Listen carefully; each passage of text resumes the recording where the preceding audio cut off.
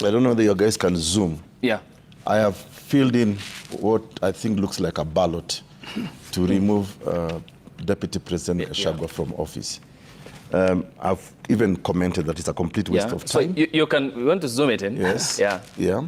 And thankfully, there are two parliamentarians here, and Dan Mahanzo has accepted to deliver this ballot on my behalf to the Senate today. It's a waste of time. Now, you know, if there's anybody to be impeached in this country, it is President William Ruto. Because now Kenyans have forgotten, nobody wants to talk about the promises of 2022, that will fix your problems. We've been in government, so we know where your problems are. Gachagua's impeachment is inconsequential to the problems that this country is facing. Talking about the attempted sale, a fraudulent sale of our airport to a crook called Adani, who's been banned in many countries, who's being investigated. You know, the collapse of the healthcare, the supply of energy, unemployment in Kenya. If you look at the newspaper today, we have got Kenyans stuck in Lebanon. They say they are homeless. We have got many, I mean, the problems are so humongous that honestly, if you weigh the problems Kenyans are going through on a daily basis, vis-a-vis this attempted impeachment of Gachagua, and look at the reasons they are advancing. Tribalism. Is there any politician today, especially those who come from their native counties? And I use the word native counties because they actually rely heavily on their tribal mobilization.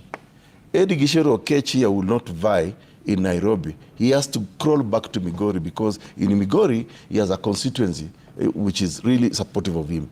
Even Dan Mahanzo, my good friend here, you know, I have to go to Makueni because then he has to speak to the Kamba people.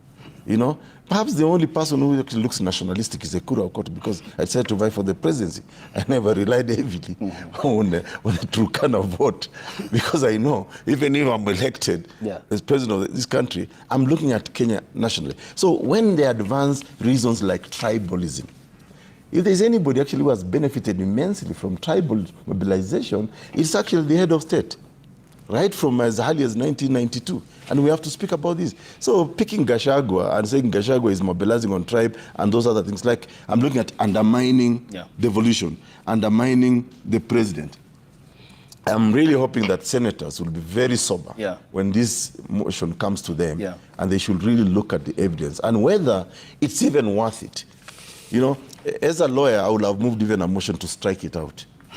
I would have actually raised a preliminary objection that this is a complete waste of time as I put it in my ballot. And you can see the choreography. The nation, you know, the newspapers are being used. This is a sponsored lynching. And I'm not defending Gachagua. I'm not saying, I mean, is Gachagua only, when you say that he has accumulated so much wealth, come on. In the last term, I think, was it the last term or the first term of Jubilee administration, we were told that we were going to do lifestyle audit. That Uhuru himself even said it will start with me, then it will start with my deputy. Have we seen that come to light? No. So if the idea is, let's now list the wealth of everyone, the same way we now know of cabinet secretaries, what they own, can we also now be told, Manzo, how worth are you? Eddie Gishero Okech, how worth are you? You know, and everybody else.